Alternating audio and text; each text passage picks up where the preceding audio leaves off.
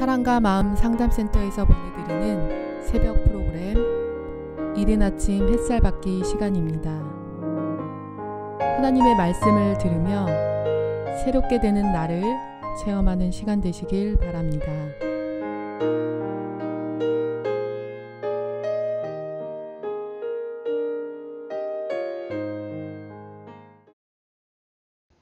다윗이 이제 유다의 왕이 되었습니다. 근데 이제 또 사울의 아들 이스보셋이 이스라엘 쪽으로 가서 왕이 됩니다. 사울의 군사령관 넬의 아들 아브넬이 이미 사울의 아들 이스보셋을 데리고 마하나임으로 건너가 길르앗과 이술과 이스르웨가 에브라임과 베냐민과 온 이스라엘의 왕으로 삼았더라. 이제 남유다와 북이스라엘이 형성이 된 것이죠. 통일이 된 게 아니고 분리가 된 겁니다. 사울의 아들 이스보셋이 이스라엘 왕이 될 때에 나이가 40세이며 2해 동안 왕위에 있으니라. 유다 족속은 다윗을 따르니.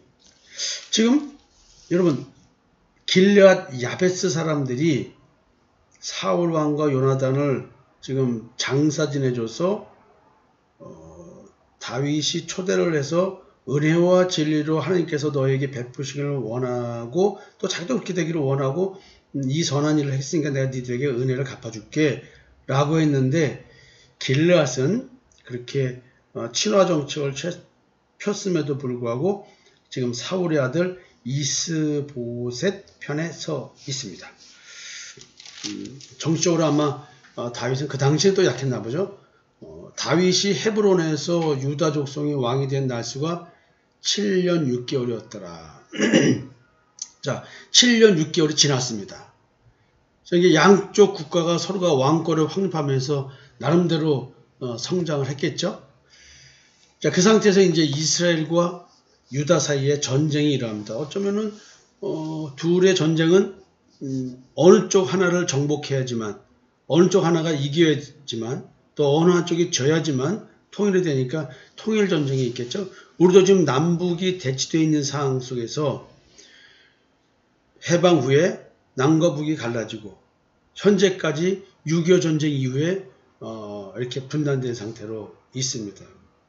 통일 전쟁이 일어나야 됩니까? 아니면 평화롭게 통일이 돼야 됩니까? 다들 뭐 논리적으로야 평화로운 통일을 원하지만 과연 지금 이와 같은 상황 속에서 평화로운 통일? 핵이 가진 쪽이 평화를 주장하면서 우리에게 흡수 통일이 돼야 된다라고 주장하면 우리는 공산주의 사회의 국민이 되는 것입니다. 거기서 인민민주공화국이지 자유민주주의 공화국이 아닙니다. 과연 우리는 어떤 통일을 원할까요? 남한 주도의 통일을 원할까요? 북한 주도의 통일을 원할까요? 서독과 동독이 통일되는데 실제로는 방송에 나온 것을 보면 동독 사람들이 통일 독일을 거의 많이 리더로서 역할을 하고 있다는 얘기를 합니다.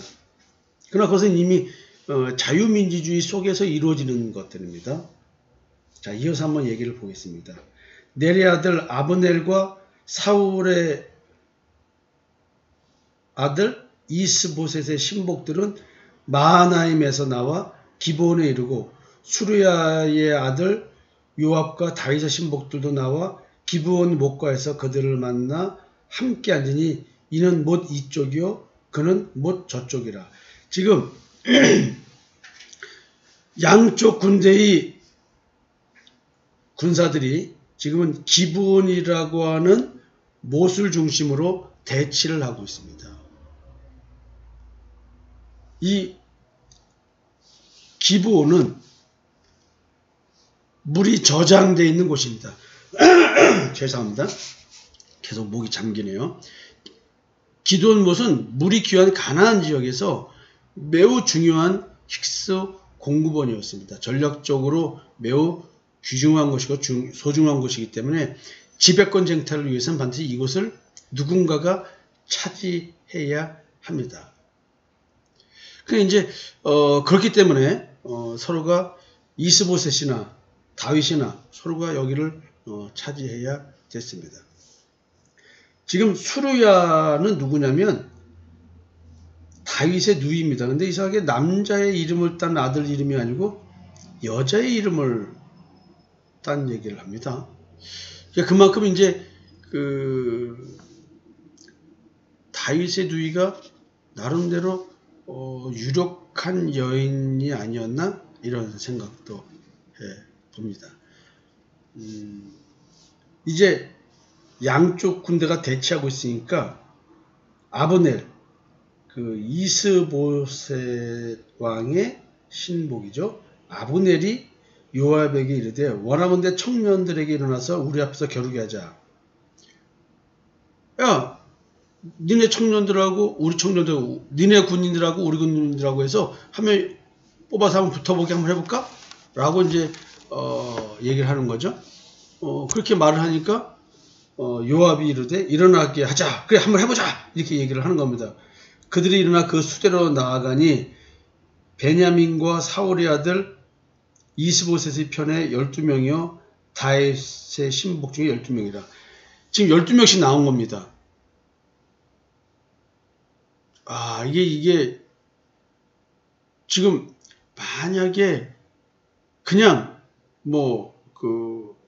어떻게 협상을 하든가 그렇게 하면 좋았을 것을. 왜냐면 같은 민족이거든요. 우리도 지금 제대로 남북이 협상하면 좋은데 꼭 어느 한쪽이 문제를 일으킵니다. 지금 뭐예요? 북이스라엘 쪽에서 문제를 일으킵니다. 누가요? 거기 군대 장관처럼 힘을 쓰고 있는 아브넬이 지금 얘기를 합니다. 또 여기에 맞장구를 쳐서 그래 한번 붙어보자. 또 남유다에서 또 그렇게 얘기하는 요압이 있었습니다. 서로가 지금 이제 야 네가 이기냐 내가 이기냐 주의관들끼리의 이제 심적 싸움이 일어나는 거죠. 각기 상대방의 머리를 잡고 칼로 상대방의 어깨를 찌르며 일제히 쓰러진지라. 그러므로 그것을 헬갓 핫수림이라 일컬었으며 기본에 있더라. 12명이 서로 딱 1대1로 붙을 거 아니에요. 동시에 붙으니까 한 명에게 둘이 붙은 게 아니고 동시에 어느 누구나가 자기 앞에 있는 사람 하나 붙잡아가지고 머리채를 잡고 칼들을 서로 찔다는 거죠. 서로가 머리를 잡고 서로가 칼을 찌르는 거예요. 옆구리를. 그냥 동시에 다 치명상을 입고 쓰러지게 되었다는 것이죠. 그래서 양쪽 12명씩 24명이 동시에 상처를 입고 죽는 일이 발생을 한 겁니다.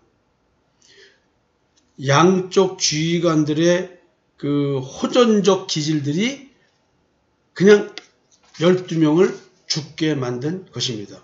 그러니까 양쪽이 다 죽어버리니까 동시에 죽음을 맞이하는 치명상을 입고 쓰러지니까 피를 봤는데 가만히 있으니까 전면전으로 돌입하게 되는 것입니다. 이게 참 무섭죠. 전쟁이 일어날 때, 큰 전쟁이 일어날 때는 작은 동기에서 시작이 돼서 싸움이 시작되는 경우를 역사적으로 많이 보게 됩니다. 그날의 싸움이 심히 맹렬하더니 아브넬과 이스라엘 사람들이 다윗의 신복 앞에서 패하니라. 치열한 싸움을 했는데 결국 남유다 쪽이 승리의 어떤 기선을 제압을 했습니다. 그래서 이제 북이스라엘 사람들이 패해서 도망가는 상황에 있습니다. 그곳에 스루야의 세 아들 요압과 아비새와 아사엘이 있었는데, 수루야 즉 다윗의 누이의 세 아들들이 자기 삼촌의 진짜 옆에서 큰 역할을 하고 있었습니다. 그러니까 이 세 아들이 있었는데, 조카가 셋이죠. 세 조카가 있었는데 아사헬의 발은 들로르같이 빠르더라. 그러니까 엄청나게 이제 동작이 빠르고 용맹스러운 그런 조카라는 얘기죠. 아사헬이 그 아브넬을 쫓아 달려가되 좌우로 치우치지 않고 아브넬의 뒤를 쫓으니 아브넬이 뒤를 돌아보며 이르되 아사헬아 너냐? 대답하되 나로다. 아브넬이 그에게 이르되 너는 왼쪽이나 오른쪽으로 나가서 청년 하나를 붙잡아 그의 군복을 빼앗으라 하되 아사헬이 그렇게 하기를 원하지 아니하고 그의 뒤를 쫓으매. 이게 무슨 말이냐면 지금 그 아사헬이 적군의 지휘관 사령관 아브넬을 쫓아서 잡으려고 하는 거죠. 이놈을 잡으면 적의 수장을 잡아서 목을 베며 공을 세우는 거죠. 그러니까 자기가 진짜로 뜀박질을 잘하니까 쫓아가가지고 잡으려고 하는 거죠. 그러니까 아브넬이 야, 넌 내 상대가 안 되니까 네가 공을 세우려고 하면 저쪽에 다른 군인들을 잡아서 공을 세워. 너 나한테 상대가 안 돼. 지금 그렇게 지금 말을 하고 있는 거예요. 아브넬이 다시 아사엘에게 이르되 너는 나 쫓기를 그치라. 내가 너를 쳐서 땅에 엎드려 치게 할 까닭이 무엇이냐. 그렇게 하면 내가 어떻게 네 형 요압을 대면하겠느냐. 이렇게 말을 합니다. 그러니까 지금 아브넬과 요압이 이렇게 전쟁에서 각각 그 사령관으로서 총사령관으로서 주의관이 돼서 싸움을 하는 사이가 됐지만 내가 네 형을 알아. 근데 내가 내가 요압을 아는데 내가 요압의 동생 너를 어떻게 죽이냐. 그러지 마라. 지금 그만해. 쫓아오지 마. 내가 너를 죽여야 되잖아. 이렇게 지금 얘기를 하는 겁니다. 물론 주석적으로 보면 여기서 아브넬이 요압을 이렇게 언급한 것은 여러 가지 이유가 있다라는 얘기를 합니다. 원래 이렇게 그 남유다와 북이스라엘로 갈라지기 전에는 쉽게 말하면 군인들로서 아브넬과 요압이 서로 친구 관계였을 가능성이 있다. 다윗이 사울왕의 핍박으로 인해서 이렇게 피하게 될 때 서로가 이렇게 갈라진 것 아니냐라는 추측이 또 있고요. 대세가 이제 다윗에게 기우니까 아브넬이 나중에 통일이 되면 요압의 세력 밑으로 들어가야 되는데 이거 내가 요압의 동생을 죽이면 어떡하지? 뭐 이런 추측도 있고요. 아브넬이 요압의 성질이 뭐 불같은 걸 아니까 이게 동생을 죽이면 다시 또 전쟁을 해야 되는, 싸움을 해야 되는 이런 일이 생기니까 그러지 말아야 됐다. 뭐 이런 세 가지 유형의 의견들이 있습니다. 근데 뭐 무엇이 옳다 그르다는 말하지는 못하겠지만 뭐 특별히 기록에 나와 있는 게 없어요. 하여튼 뭐 다 그렇다 치고요. 하여튼 그래서 어떻게 내가 네 형 요압을 대면하겠냐라고 얘기를 하면서 그만 쫓아와라 그러는데 야, 또 말 안 듣고 그 적의 총사령관을 붙잡아서 공을 세우겠다는 이 아사엘의 이 욕망, 사나이로서 이 불타는 욕망, 군인으로서 공적을 세워야 되는 뭐 이런 것들, 공명심 뭐 이런 것들이 있었는지 그가 물러가기를 거절하며 아브넬이 창 뒤끝으로 그의 배를 찌르니 창이 그의 등을 꿰뚫고 나간지라 곧 그곳에 엎드려 죽음에 아사엘이 엎드려 죽은 곳에 이르는 자마다 머물러 섰더라. 지금 아사엘은 자기 공로를 위해서 이렇게 빨리 달렸는데 창 뒤로 이렇게 툭 친 건데 너무 지가 빨리 달려드니까 툭 치려고 했던 경고만 주려고 했던 그 행동에 자기 스스로의 그 달려들음으로 인해서 찔려 죽었다는 것이죠. 이제 이렇게 해석할 수도 있다는 거예요. 야, 이게 아니면 그 창 끝 뒤끝에 그러니까 거기는 이제 원래 창 끝이 아니죠. 근데 거기에도 무슨 쇠붙이가 있어가지고 이렇게 죽었나 뭐 이렇게 해석할 수 있지만 어쨌든 간에 지금 아사엘과 아브넬 사이에는 쫓기는 자와 쫓는 자인데 아사엘이 어느 정도 선에서 그 상대의 용맹성과 그 전쟁 능력, 전투 능력을 인정했으면 좀 멈췄으면 좋은데 너무 군인다운 용맹성이 도리어 자기를 죽음에 이르게 했다. 어찌 보면은 자신의 빠른 걸음, 자기의 그 장점만 봤지 상대의 장점은 보지 못했다는 거죠. 도리어 내가 너보다 이건 더 훌륭하니까 더 나은 능력을 갖고 있으니까 넌 나한테 져라고 하는 그런 만용을 부린 것 같습니다. 어떤 상황에서 자기가 겸손하고 사리를 분별할 줄 알았다면 어쩌면은 아브넬이 그만하라 됐다라고 할 때 모른 척하고 빠져주면 자기 생명은 구하지 않았을까.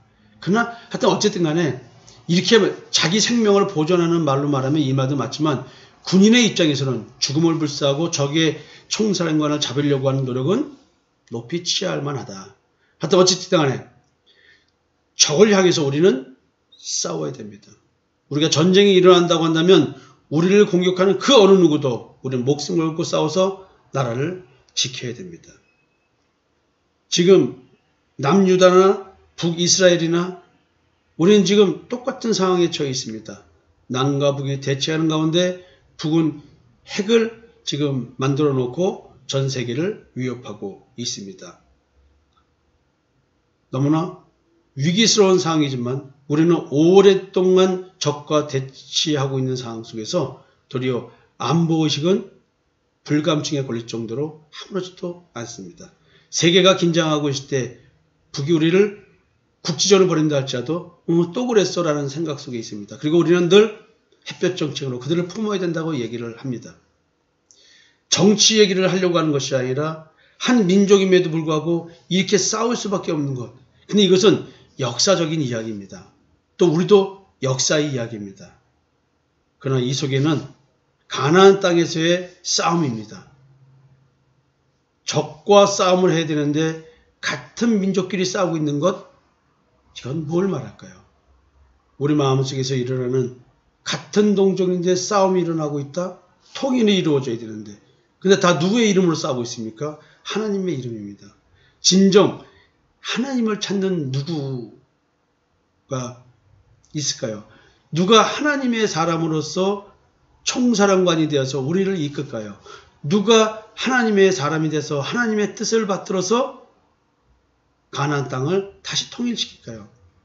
여러분, 내 마음속에서 하나님의 뜻이라고 주장하는 그것을 한번 분별해 봤으면 좋겠습니다. 불순종하는 사울의 아들이 왕이 된 북이스라엘의 하나님의 뜻을 따르겠습니까? 다윗 왕, 불순종하는 사울을 통해서 순종을 배운 다윗 왕, 오직 하나님의 뜻을 따라서만 살게 된 다윗 왕, 그 다윗 왕이 하나님의 뜻을 따르겠습니까? 여러분들은 어느 누구의 하나님의 뜻을 따르겠습니까? 오늘 남유다와 북이스라엘의 전쟁의 시발점을 보면서 우리는 이런 생각을 해봅니다. 우리는 우리의 사령관 대신 대장 대신 예수, 어느 예수를 따르겠습니까? 십자가에서 죽으신 예수를 따르시겠습니까? 옛사람을 죽이지 않은 상태에서 예수님의 이름만 사용하는 다른 예수를 따르겠습니까? 우리는 누구의 부하가 돼서 지금 싸움을 하려고 하십니까? 우리 다윗 왕을 따르는 자들이 됩시다. 감사합니다.